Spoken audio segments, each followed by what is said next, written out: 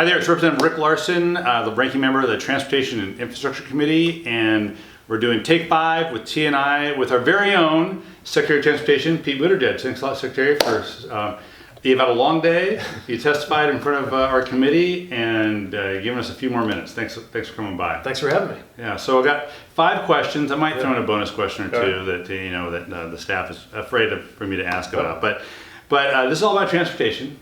And so my first question is, what mode of transportation do you most use now?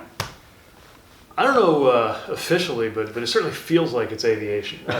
We've been to almost every state in the union at least once since I got this job, looking at projects, working with some of our own personnel, everything in between. And when we do this airline passenger work, I care about that as a policymaker, but also just as a passenger who's on those planes all the time. Oh, that's great.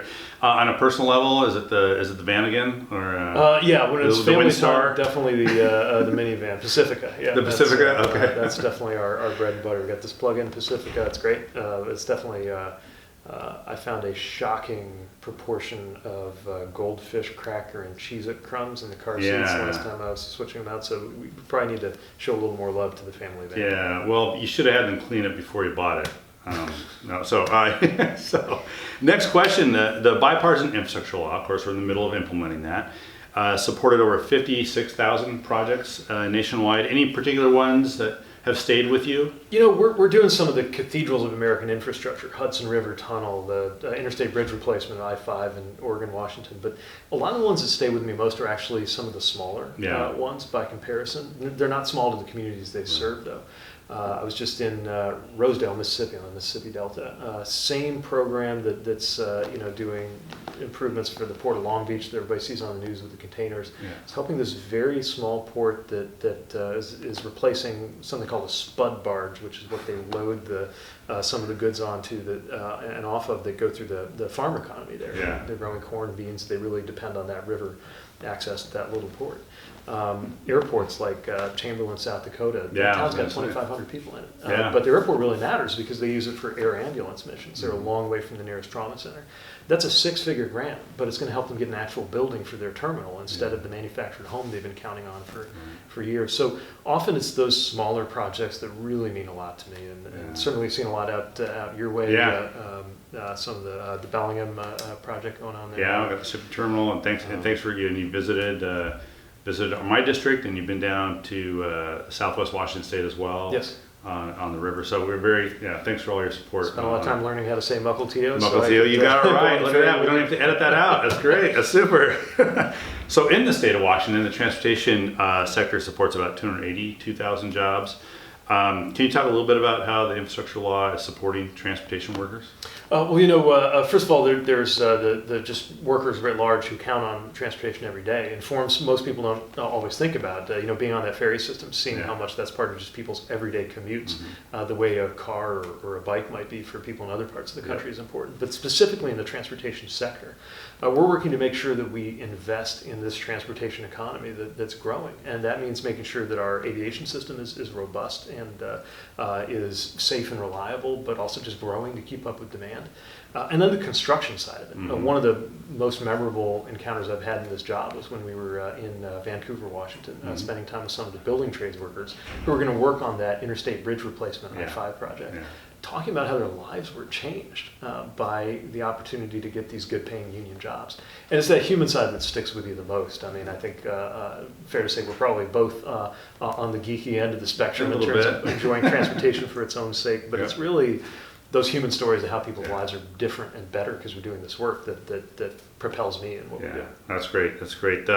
So kind of related to that, what excites you most about working in infrastructure? Can you break down the geekiness? Is there... The irony is a lot of it is things people won't experience. In other words, if you prevent a cancellation or a delay or you prevent a safety problem, nobody will know it. And that's the point, right? What's exciting is that whatever is more exciting in your day than your commute, like the show you're going to or the date you're on your way to or the promotion you're hoping to get or whatever matters to you in life, you're better able to access it if you're not worried about whether the subway's going to be on time or whether your car's going to get busted up by holes in the road or whether your flight's going to get delayed. So in a way that stuff matters most of all. But of course, I just love seeing good projects take shape. And Some of them are decidedly old school, making sure that they're just safe, multi-use trails for people to go on foot, the original form of transportation. Right, yeah. Others are super high tech, like the innovations we're funding to introduce artificial intelligence to help with complete street planning to make streetscapes safer. And all of it stacks up into the big picture that's just every day it's something new. Yeah, well, thanks for the Safe Streets grants around the country, but especially the most important ones in my district. But we're also rebuilding Edgewater Creek Bridge. Right. Harry Truman built it in 1946. It's right there on the bridge, and some of the BIL money will be used for that. So, like I said, we like to think in our committee, we want to be the boring committee. We want to just get our work done and not make it too exciting. Just get the work done, get the money out the door. So, a very similar approach that we have. We don't want transportation, the act of transporting, to be exciting. We just want people to. That's right. Uneventful is usually best. Usually the best. To transportation. And no thanks for it. But so, what do you on transportation innovations? Final question. What do you geek out about? Think about the future. What's the craziest thing? I think some of the things that are happening in the national airspace. When we talk about eVTOLs, talk about the use of drones. It can be a little spooky or a little troubling if it goes wrong. But that's why we're making sure that it goes right. And the idea that people in rural areas or remote areas can get things delivered, maybe pharmaceutical products they need urgently delivered by drone when there's not a road available. Some of those things are really exciting. Just cleaning it up is exciting to me. The fact that there's going to be less pollution and less harm to communities from any of our transportation sectors, air, sea, or land, as we do this work is exciting. And of course, I'm like so many Americans who have traveled abroad, seen the level of the standard of rail service that people in most developed countries can take for granted. Come home and say, why can't we have nice things, right? So the fact that we're building high-speed rail, upgrading the conditions for Amtrak, that's something that's really exciting for me too, because I think, I love that my kids will not know an America without high-speed rail. Yeah, that's great. Well, every day is Infrastructure Day in the 2nd Congressional District, where I'm from. We're only in the middle of an infrastructure decade that the president wants, and that means we've got one 5-year bill. We need another 5-year bill to make the whole decade happen. And so we're focused on the next version of bipartisan infrastructure law. We're taking guesses or acronyms for names if people want to send in their acronyms for the next go around. So we've got a lot of work ahead of us, and look forward to doing it with you and doing it together. Thanks. I know you're laying groundwork for not just the balance of the decade, but really the rest of our lives, because that's how long these infrastructure choices last. Yeah. We appreciate the partnership we have with you and the committee. All right. Thanks a lot, Secretary. Thank you. Yeah, that's Take 5 with T&I with me, Rick Larson, and our guest today was Secretary of Transportation, Pete Buttigieg. Thanks.